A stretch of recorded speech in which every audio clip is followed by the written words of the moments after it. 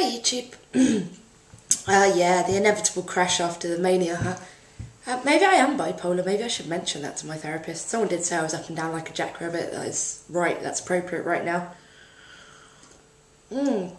How are you doing? Anyway, my many depressed subs can rejoice, because that's pretty much why most people subscribe to me anyway, I think. Or maybe my thoughts and my observations. I don't know, once you start analysing your own output too much, then you end up in like a kind of horrible cycle of like meta-analysis, whereby you're analysing your own analysis repeatedly. So let's not do that, so it doesn't make a very interesting video. How you doing? Hi. Everything just went totally to fucking shit. I know, like, life does have, you know, there's no light without the darkness, there's no yin without the yang, you know, there's no... Yeah, I did my best to kind of run one step ahead of this kind of, like, storm clouds that were rolling in behind me over the horizon, and it didn't work at all. In fact, I kind of, like, fucked up my own life completely. Well, not completely, you know, try and keep things in perspective, just with your depressive mentality there. Okay, so where to start? So on the day that I made that last video, being really happy, and yeah, I actually got invited for the dream job interview as well. It was with a publishing company called Routledge, who do, I mean, that's not actually the dream, that's like pretty fucking close though. As an editorial assistant at a publishing company, massive, big, old publishing company called Routledge, who you may or may not know. So then it was like, wow, on Thursday I've got the dream job interview and this kind of really exciting date. On Friday I've got this kind of like ongoing casual sexual arrangement with this guy that we don't talk about, who we are going to talk about. And then on Saturday I'm out for like a night out with the girls, which historically means like run for the fucking hills, horrible. But I thought, you know, I've got to try and be a bit more upbeat and positive, and I really do want to have some female friendships, and I'm going to get onto that too. So I went to the interview didn't go horribly badly, but it didn't go fantastically well either, so I just kind of had to wait and see, and I was only going to find out about that today. I went to the date afterwards, and nothing went horribly wrong. It's just, you know, if it's not there sort of thing. And it was kind of it's not good timing for me to meet someone that I desperately want to be in a relationship with anyway. I'm still saying that desperately, aren't I? Note to self, bring that up for today's cognitive behavioural therapy session as another action point. Must stop desperately loving people. Codependency, must deal with that.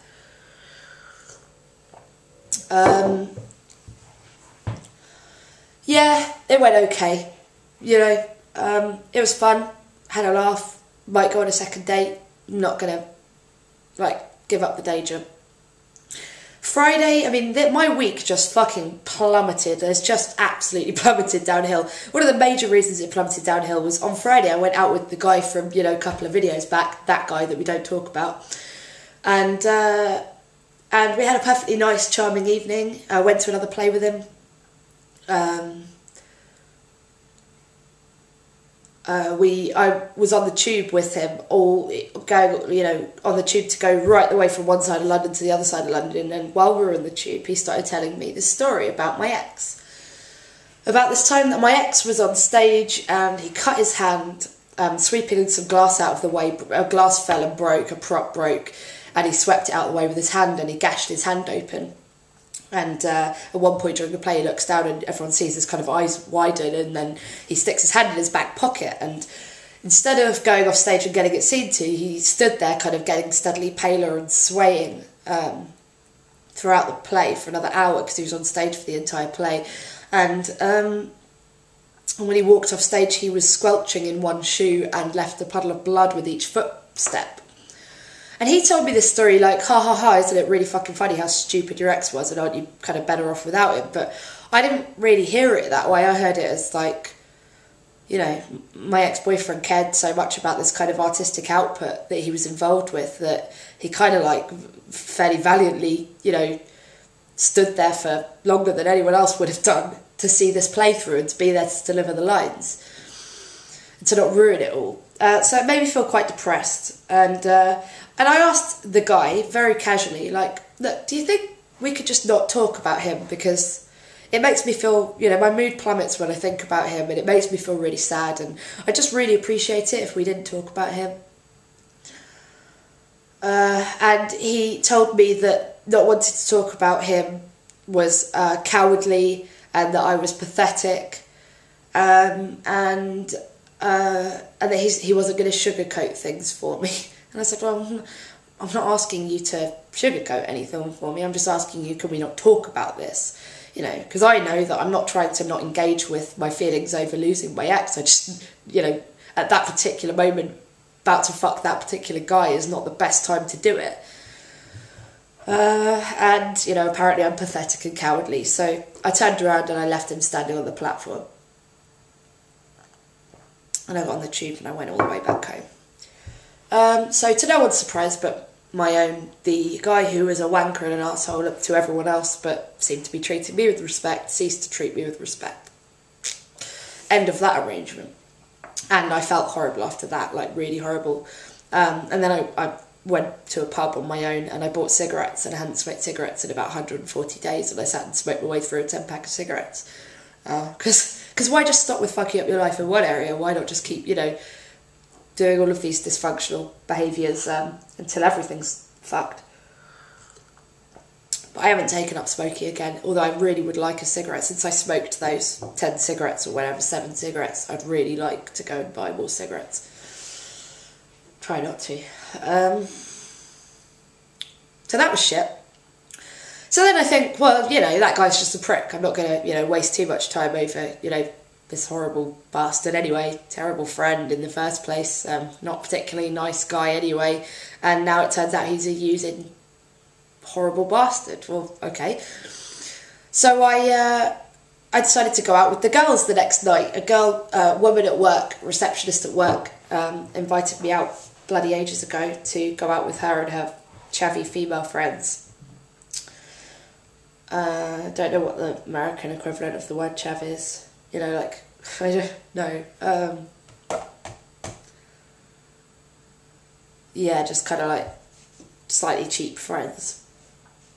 So I did, and we did Sambuca shots all night, and I lost my purse, and they all turned out to be horrible racists.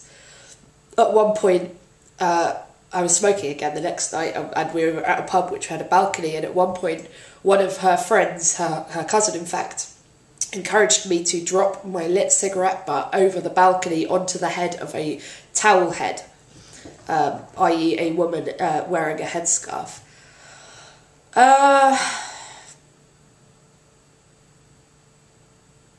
Which absolutely fucking horrified me, but also you know, I'm ashamed to say that I didn't, like, kick up a massive fucking stink, like, about it. I was just like, no, I don't think so, and then I went off to talk to someone else. I didn't make a stand.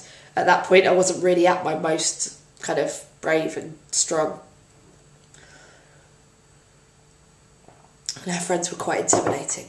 How fucking weird, though. We were out to celebrate a black woman's birthday, so I'm just quite amazed that they all turned out to be racists. I've seen some really fucking horrible, hypocritical shit. Eugenics, like, mate, I'm not inviting your comments. Like, I don't give a fuck. Like, can you do that whole socialism will never work because people are all inherently racist bullshit on someone else's channel page, please? I'm not encouraging it on this video.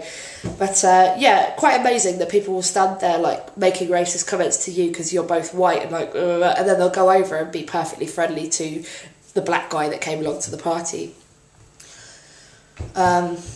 As though they're, like, making best mates. Like, what's wrong with them? What the fuck's wrong with people? I don't like people very much. So,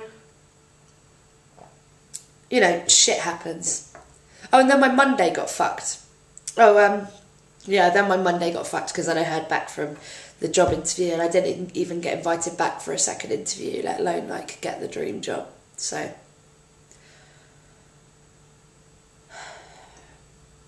I'm trying very hard not to sink into a pit of despair.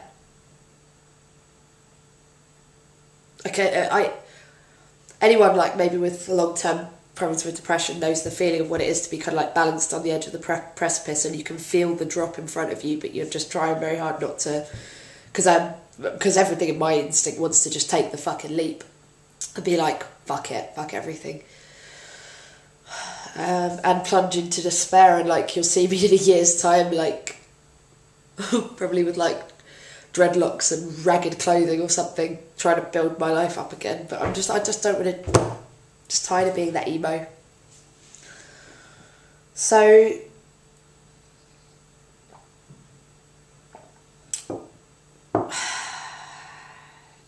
that's all pretty shit. I want to come back to something that Slaxer talked about, because Slaxer said that all the guys around me were just, all he implied was basically all the guys around me were only giving me any kind of support on YouTube and in real life because they were trying to get into my pants. And I just find that quite a, you know, biologically determinist, cynical, inhuman point of view. But there is a mid-ground between my extreme point of view and his extreme point of view, and unfortunately I'm starting to realise that the reality sits somewhere in the mid-ground. I am attracting white knights all over the place. I keep thinking, like, these people actually care about me as a person. They're just trying to be good friends to me. They're trying to support me. But invariably, by the end of the night, they're trying to invite themselves back to my house, or they're trying to... But I mean, but the reason that this is not proving Slax's point of view is because it's not a cold, cynical thing. It's like, there are all these, like, kind of slightly geeky, nice guys hanging around, desperate to be valuable to a woman in some way, desperate to be like a white knight to a woman.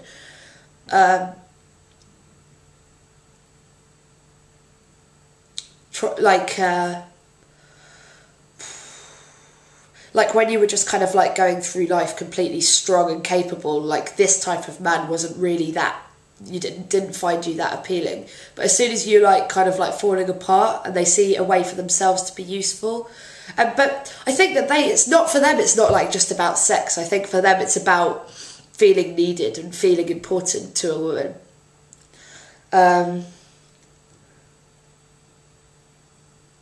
And it turns me off, and it makes me feel quite angry, because I keep sensing that in my relationships, that men are not with me because they love me, they're with me because of how I make them feel. And I just don't think that's true of me. I don't think certainly, like, my ex made me feel amazing and really happy and sociable and socially accepted, and I lost a lot when he stopped going out with me. That wasn't just because he wasn't in my life, but because of all the things he made me feel about myself. But I was never with him because of those things. I was with him because I loved him, and because I wanted to be able to love him for a long time. You know, I loved the opportunity to love him, and it was never for me about my ego. It wasn't about, I get to feel like a good, proper person because of you. That was just like a major thing that I lost when he went. That wasn't why I was with him. I was with him because I loved him. And it feels like horrible, really horrible, to have lost him. And I can't run away from it. And I need to stop trying to run away from it.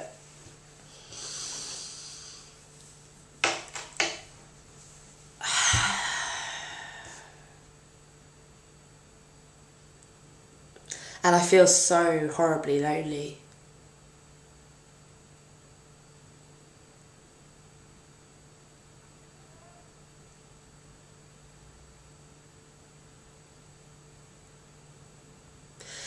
And every time that people keep meeting up with me, it turns out it was just a pity thing. This kind of ties in with that white knight thing. Like, I was kind of depressed on Sunday after this fucking shit 3-day run weekend that I had. And I was sitting in my local bar. Actually, something really amazing did happen on the weekend, and that was that I was sitting in my local bar feeling really sorry for myself, drinking Bloody Marys on my own and just looking generally quite fed up. And this man came over, this man and woman were sitting by the window having a perfectly nice civilised kind of Sunday newspaper reading, you know, and Sunday roast type moment. I think they were a couple. And he came over and said, hey, you know, we just noticed that you looked really fed up. Do you want to come and sit with us and talk about it? And I did, but I couldn't, because they just looked like they were having a really nice civilized Sunday, and I just felt like it wouldn't be cool to really like take my kind of like poisonous shit into their lives on a Sunday. And it's such a long and embarrassing story at this stage that I don't feel that I could share it with them. But it really gave me faith. It really made me feel good that someone had offered. It really did. So that was a good thing that happened over the weekend. But anyway, I was posting on Facebook. I posted about that, in fact. I posted that had happened. And this guy that I haven't really seen since school came to see me in the pub. And he talked to me about how I felt for a little while and about this whole situation. And he did exactly what this prick did, the guy that we don't name, did. He said exactly the same thing. In an effort to make me feel better, he told me, oh, well, your ex is probably fucking other people by now. Why do men think that would make women feel better? Like, why would that make you as a man feel better to be told, oh, well, your ex-girlfriend's probably fucking other people by now? And he said, well, I thought it would make you angry. You know, and anger is the way that men get through these things. It's like, well, yeah, I want to fucking get angry, but can we do this by, like, you know, what an arsehole. That guy didn't realise what you were worth. That guy just threw you away. Fuck that prick. He seems like a total wanker if he doesn't recognise how brilliant you are. Not, oh, he's probably fucking other people. He probably doesn't give a fuck. Who are you people? And it's just interesting because the guy that I was fucking before told me that as well, but he was trying to do it because he was trying to manipulate me into having sex with him, and because he was a bit of an insensitive prick, and that made perfect sense. This guy's not an insensitive prick, and he, as far as I was aware at that point, was not trying to manipulate me into having sex with him either. So, just odd that two very different types of men both select the same approach to make me feel better. Oh, fantastic, thank you, I feel much better. Jesus. So we get through this whole thing where I'm thinking, God, it's so nice of you to come out. And like, it is a bit of a shame that every time I socialise, people are basically coming out because they pity me. You know, it's like, Jess doesn't seem like she's in a good way. I better come out and, you know, make sure she's okay, rather than, you know, she's really good fun and I like hanging around with her and she's got some interesting stuff to say, which is what I'd much rather people wanted to hang around with me. But failing that, nice that people will come out because they, you know, recognise that you need a friend. And it was only right at the end at the bus stop when he was like trying to get me to give him these hugs and like, and kind of was basically trying to imply that he wanted to kiss me, that I was like, what the fuck is wrong with you people? Jesus, I need some female friends, some straight female friends who are not trying to fuck me. What's wrong with this? Like, don't get me wrong, I'm perfectly open to fucking people right now also. The whole thing with that person that we don't talk about, why am I still protecting? I wish I was a more shallow person. I'd just drop him all over the place. Less of a kind of principled person. But, yeah. Like, that whole thing, I don't regret doing that because I'm ashamed about why he was related to my life in the first place. And I don't regret doing that because I had a good time while it was happening. The only thing I regret is that he was such a horrible person. I didn't realise he was such a horrible person. I know the clues, the big red flags are there, and what I've learned now is like rebound sex is all perfectly well and good, but you do it with someone completely unrelated to your life and someone who is a moral, kind person. I didn't think it mattered that he was a prick because that only stopped me from falling in love with him, and that was a good thing. And I wasn't going to get emotionally attached to him, so it wasn't a problem until he became a prick to me. What a horrible wanker. What was my point though? Yeah, whatever. What a mess, eh? So we do the opposite, don't we? We erect barriers around ourselves until we're in a less vulnerable state, and we say, this is my side of the barrier and that's your side of the barrier, and you don't cross the barrier, and here are my boundaries, and here's what I'm willing to put up with. And I'm unfriending people like fucking wildfire on Facebook right now. I've just had enough of everyone. I'm for every person I add to my friends list on Facebook, I take away another 3 or 4 people. I've just had enough. I just unfriended like a really good friend of mine, who I know off YouTube, in fact, because he was disloyal and because he didn't give a fuck about about me as a person or about our friendship. He saw me as equal to a principal. Fuck him.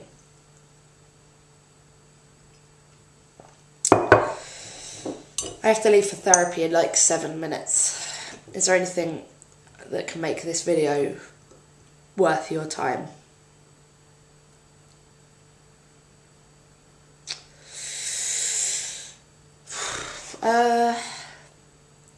Shit happens. Gotta roll with the punches. Bad stuff happens as well as good stuff, and I just feel a bit robbed because I thought like good stuff was starting to happen. I know it's a depressed cognition, and it's not a helpful cognition, but I've just got this horrible feeling that every time something good happens to me, I can't trust it. It's going to go away. I feel like getting that date, having that whole casual sexual arrangement, having that job interview, having that girls' night out, I feel like all of those things were just like, they were red herrings, like tricks to trick me into feeling hopeful, because they were all going to, of course, just be more kicks when I'm down. I know that can't be true. I know that there's no like objective agency in the universe or anything. There's no, I don't know that, I suppose. It seems highly unlikely anyway. That there's not a prankster god fucking with my mind, you know. But it does feel that way. It does feel like, you know. And then the irony of that, though, is that when actually genuinely good stuff does happen, like my ex-boyfriend, oh, so sad he's gone.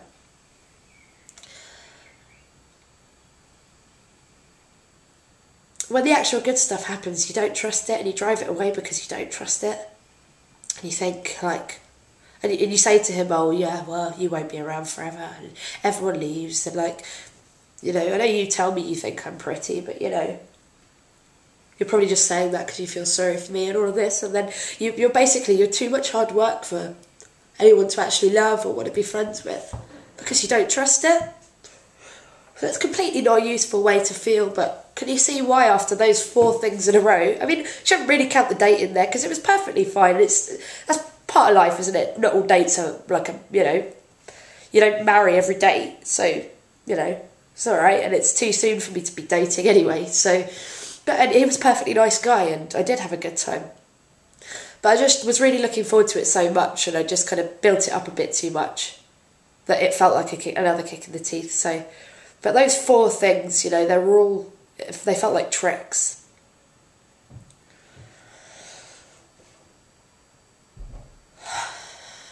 So I'm going to go and see my cognitive behavioural therapist, and I'm not really looking forward to it.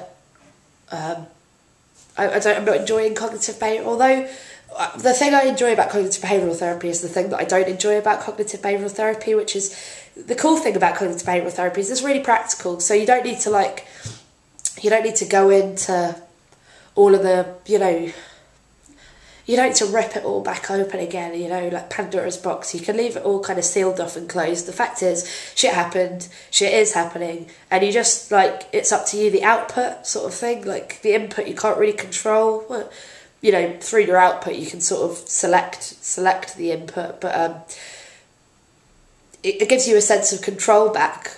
But the bad thing about cognitive behavioural therapy is it kind of implies, like, that everything's your fault. And I feel like as I'm paying like half of my weekly wage to a therapist, literally like almost half of my entire week's wage to a guy for an hour of his time, that he couldn't like try to be a human being about it. You know, it's like, it feels really like unsympathetic, cognitive behavioural therapy. It feels like the sort of therapy that appeals to men, you know, let's deal with this practically. But I don't want necessarily to just be practical about it. I want someone to go, oh fuck, I'm really sorry, you lost someone that you really loved. That sucks. I don't just want it to be like, well, shit happens, what are you going to do about it? But maybe that's just like how depressed people look at stuff, isn't it? They're just self-pitying. And so I've got a final question for you, YouTube. I suppose it's kind of a 2-part question. And probably just as well that I didn't ask this question in the first 2 minutes, because I don't have all the pricks fucking answering the questions. I've only got the people that, for some reason, would want to watch this video for the probably 25 minutes that I've been making it. 2 questions. This guy that I was fucking is a petty fuck. There's quite a high chance that he will go and tell my ex about this now. So my first question is it better for me to do damage limitation, to explain to my ex that I wasn't in a good way, I was feeling pretty vulnerable. For a while there, yes, I did get a kick out of it.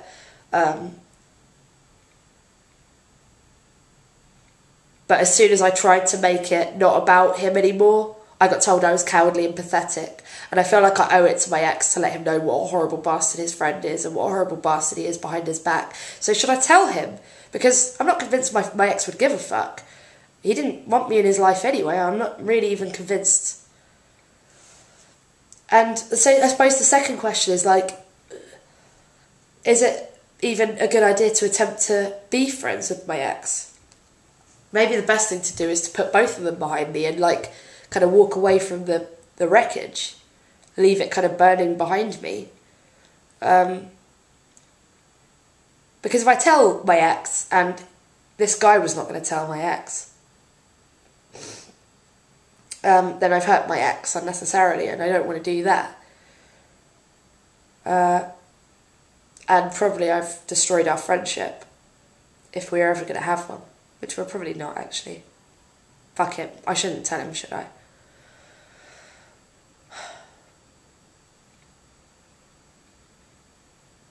I don't have whatever magic key it is that lets you kind of bounce back, you know?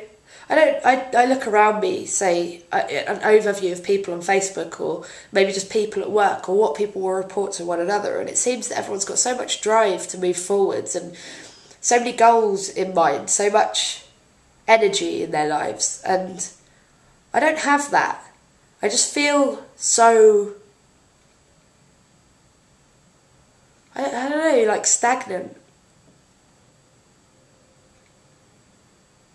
It's like there's a hole in the well of good feeling that I have and self-esteem that I have, and no matter how much I top it up, it's all just dripping out the bottom. And like, I can be really happy because I've been hanging out with people for, you know, a day or two, or I've got a date or something like that, but it all just, none of it, nothing is at all enduring. And I've given up on trying to be happy all the time. That's okay. I can deal with the fact that no one can be happy all the time. I just can't deal with feeling like crap all the time. I want to feel content and balanced and peaceful.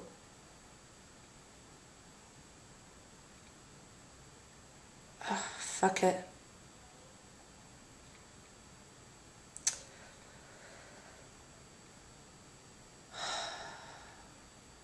Some fuckers are going to come along and comment on this video like, I told you so. Yeah, right, thanks. Yeah, keep me when I'm down. People will be people, huh? Okay, so, also, like, during that really sad period, like, I got quite a few PMs from people. I've never got around to PMing any one of those people back. So if you're one of those people and you do still happen to be watching the video, thank you very much for your PM. I do plan to go back and answer every single one of those PMs. It was really kind of you. I just couldn't at the time. But, alright, thanks. Cheers, cheers YouTube. And I hope you're all having a better week than me. And here's to next week.